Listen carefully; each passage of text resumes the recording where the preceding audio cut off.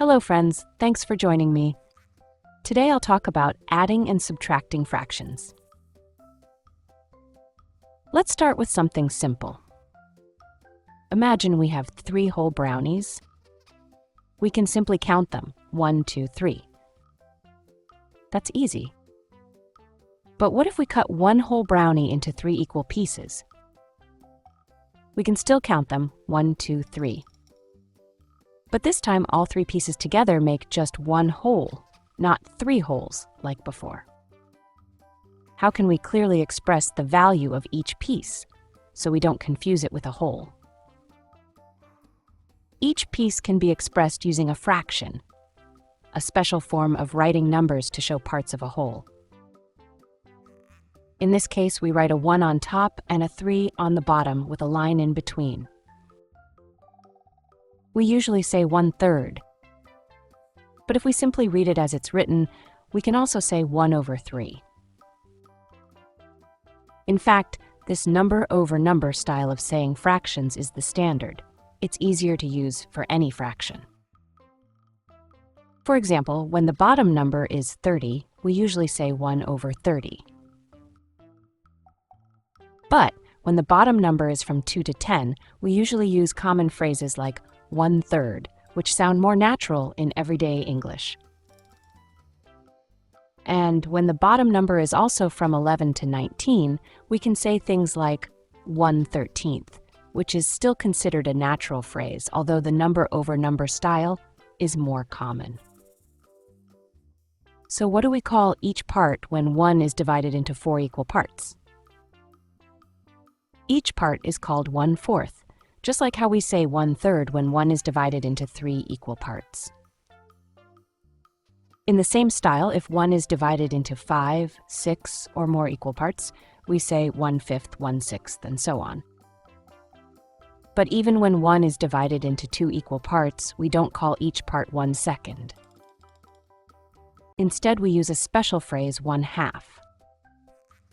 In fact, when 1 is also divided into 4 equal parts, each part is sometimes called by a special phrase, 1/4, just like 1/2, although 1/4 is more commonly used in American English. Now, let's explore how fractions work using 2/3 as an example. The bottom number, like 3, is called the denominator. It tells us how many equal parts 1 is divided into. And the top number, like 2, is called the numerator.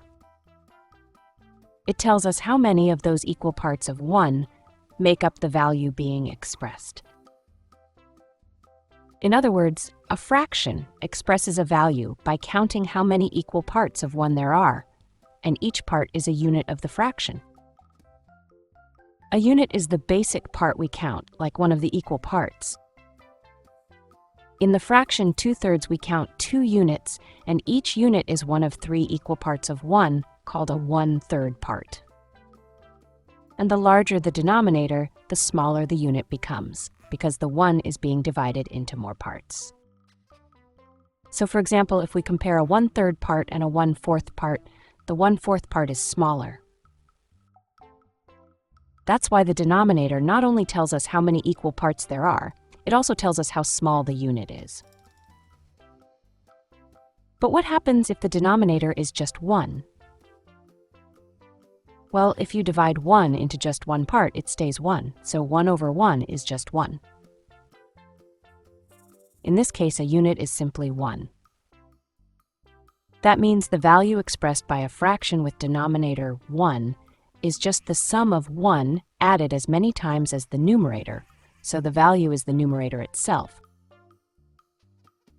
Now suppose Mr. A and Ms. B each bought a whole brownie, same kind, same size from the same store.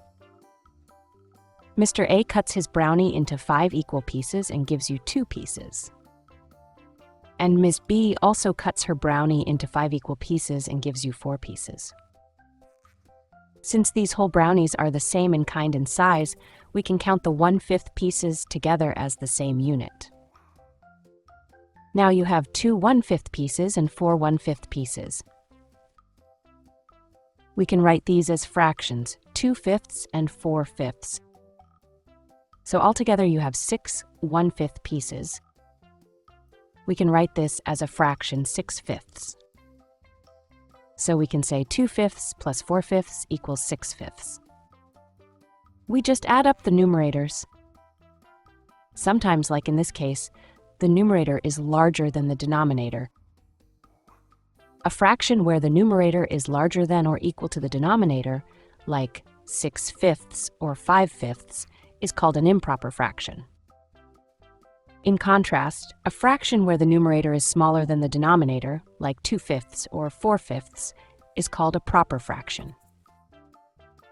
In general, fractions like 5/5, where the numerator is equal to the denominator, are equal to 1, because we divided 1 into equal parts and then took all of them. So the fraction 6/5 is larger than 5/5, that is larger than 1. We can break it into a whole number and a proper fraction like this. 6/5 equals 5/5 plus 1/5 equals 1 plus 1/5. As you can see on the screen, a way of showing an improper fraction by separating it into a whole number and a proper fraction is called a mixed number. And this mixed number is read as 1 and 1/5. Now that we've seen improper fractions, let's go back to adding fractions. Since the denominators are the same, the size of the units is also the same. So all we have to do is count how many units you have in total. That's why we can add fractions easily when the denominators are the same, just by adding up the numerators. Of course, the same goes for subtraction. You got 6 1/5 pieces of brownie from Mr. A and Ms. B. We can write this as a fraction 6/5. Now suppose you ate 2 of those 1/5 pieces. We can write this as a fraction 2/5. Then you would have 4 1/5 pieces left. We can write this as a fraction 4/5. So we can say 6/5 minus 2/5 equals 4/5. We just subtract the numerators. But what if the fractions don't have the same denominator? Can we still add and subtract them somehow? Let's say we're sharing 2 whole brownies among 3 people, including you. We cut 1 whole brownie into 4 equal pieces and the other into 5 equal pieces. You get lucky when we draw lots. You get 3 1/4 pieces and 2 1/5 pieces. We can write these as fractions 3/4 and 2/5.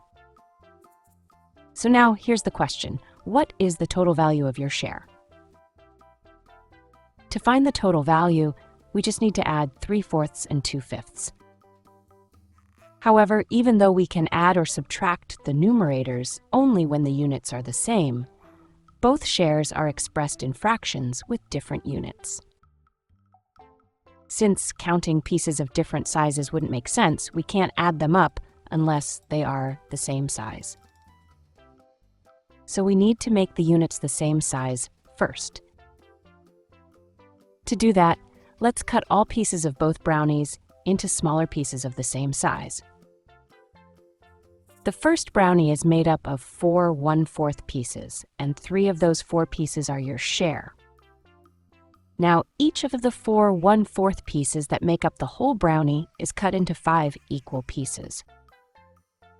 That means the whole brownie is cut into 4 times 5 equals 20 equal pieces. In other words, the value 1 is divided into 20 equal parts, so it becomes 20 1/20 pieces. At the same time, each of the 3 1/4 pieces that make up your share is also divided into 5 equal pieces, so your share becomes 3 times 5 equals 15 1/20 pieces. So the value of your share, which was originally expressed as 3/4, can now also be expressed as 15/20, as calculated by 3 times 5 over 4 times 5. The second brownie is made up of 5 1/5 pieces, and 2 of those 5 pieces are your share. Now, each of the 5 1/5 pieces that make up the whole brownie is cut into 4 equal pieces. That means the whole brownie is cut into 5 times 4 equals 20 equal pieces.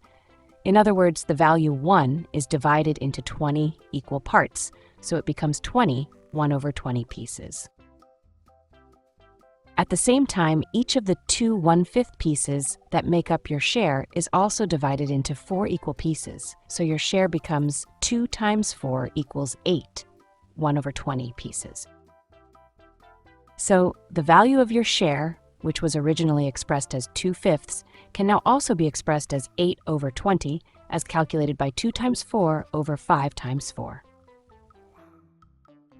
Finally, we've expressed both shares using the same unit, the 1/20 piece. At this point, we are ready to add them up. We just count how many 1/20 pieces you have in total. You have 15 1/20 pieces and 8 1/20 pieces. Together, that makes 23 1/20 pieces. These are the pieces you got when we drew lots, 3 1/4 pieces and 2 1/5 pieces, all combined. So we can say 3/4 plus 2/5 equals 15/20, plus 8/20 equals 23/20. So you've got 23/20 of a whole brownie, more than one whole brownie, all for you. In solving this problem, we multiplied both the numerator and denominator of each fraction by the same number to convert the fractions. 3/4 equals 3 times 5 over 4 times 5 equals 15/20, and 2/5 equals 2 times 4 over 5 times 4 equals 8/20. This method works because we're only changing the size of the common unit, not the actual value of the whole or your share. So we can say that even if we multiply both the numerator and denominator by the same number, the fraction still expresses the same value. This method can be used to convert a fraction so that its denominator becomes the same as another. Once the denominators are the same, we can add or subtract fractions by adding or subtracting only the numerators. And just like when we added 3/4 and 2/5, the simplest way to find a common denominator is to multiply each fraction's denominator by the others. In this case, since the denominators are 4 and 5, we multiply 4 by 5 and 5 by 4 and get 20 both times. That gives each fraction the same denominator, 20. This method, multiplying each denominator by the other, always gives you a common denominator. It's simple and it always works. But is this always the best way? In fact, sometimes when using this method, it gives us an unnecessarily large common denominator, which can make calculations harder. To see why and how we can find a smaller common denominator, let's try adding 1/6 and 1/10. If we simply multiply both the numerator and denominator of each fraction by the other's denominator without trying to find a smaller common denominator, we get 1/6 plus 1/10 equals 1 times 10 over 6 times 10 plus 1 times 6 over 10 times 6 equals 10 over 60 plus 6 over 60 equals 16 over 60. It works, but the truth is 60 is unnecessarily large as a common denominator. Now, let's break down the other denominator in each multiplication into smaller factors. We'll replace the 10 in 6 times 10 with 2 times 5, and the 6 in 10 times 6 with 2 times 3. Here, 2 is a common factor of both denominators. So when we multiply each denominator by the other, we end up multiplying each by the common factor 2. But if we get the same result after multiplying each number by the same factor, it means they must have already been equal, even before the multiplication, so the multiplication was unnecessary to make them equal.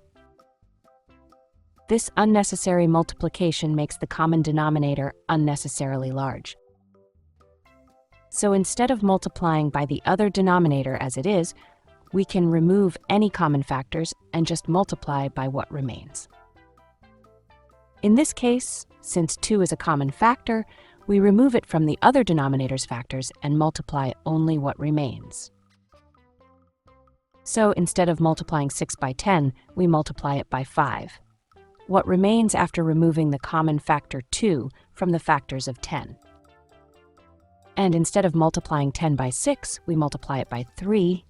What remains after removing the common factor 2 from the factors of 6. That way we get a smaller common denominator, 30, instead of 60. So if we retry adding 1/6 and 1/10 by using this method, we get 1/6 plus 1/10 equals 1 times 5 over 6 times 5 plus 1 times 3 over 10 times 3 equals 5 over 30 plus 3 over 30 equals 8 over 30. Since multiplying both the numerator and denominator of 8 over 30 by 2 gives us 16 over 60, which is the result we got when calculating with the common denominator 60, they express the same value, but 8 over 30 is obtained through a simpler calculation. Here are the steps to find a smaller common denominator. We start by multiplying each denominator by the other. Even this step alone always gives us a common denominator, but to avoid making the result unnecessarily large, we break down the other denominator in each multiplication into smaller factors and remove any common ones. This method of finding a smaller common denominator makes both the numerator and denominator smaller, so the final answer is easier to calculate. But even so, the fraction 8 over 30 that we've just found actually uses unnecessarily large numbers to express its value. When that happens, we should try to rewrite the fraction in a simpler form. In this fraction, 8 over 30, both 8 and 30 are even numbers, so they are divisible by 2, which gives us 4 and 15. So we can write 8 over 30 equals 4 times 2 over 15 times 2. This equation can be seen as the result of multiplying both the numerator and denominator of the fraction 4 over 15 by the same number 2. Earlier we said that if we multiply both the numerator and denominator by the same number, the value expressed by the fraction doesn't change. That's why 8 over 30 is equivalent to 4 over 15. So if we reverse the process of converting 4 over 15 into 8 over 30 by multiplying both the numerator and denominator by 2, we can convert 8 over 30 back into 4 over 15 by dividing both the numerator and denominator by 2. In other words, 8 over 30 equals 8 divided by 2 over 30 divided by 2 equals 4 over 15. This is the simplest form because 4 and 15 have no common factor other than 1. As we just saw, if we divide both the numerator and the denominator by the same number, the value expressed by the fraction doesn't change. That allows us to simplify fractions. But sometimes we may need to simplify more than once. If the numerator and the denominator still have a common factor other than 1, we divide both of them by that factor as well. So whenever your answer is a fraction, always check, can this fraction be simplified? And after simplifying, can I simplify it even further? Now you might be wondering, why is it better to simplify a fraction to its simplest form? In fact, as you can see here, there are infinitely many different fractions that express the same value. These fractions may look different, but when simplified to their simplest form, they all become the same fraction 1/3. As we can see from this example, fractions simplified to their simplest form are easier to recognize and handle. That's it for this video. Thanks for watching. If you found it helpful, don't forget to like and subscribe.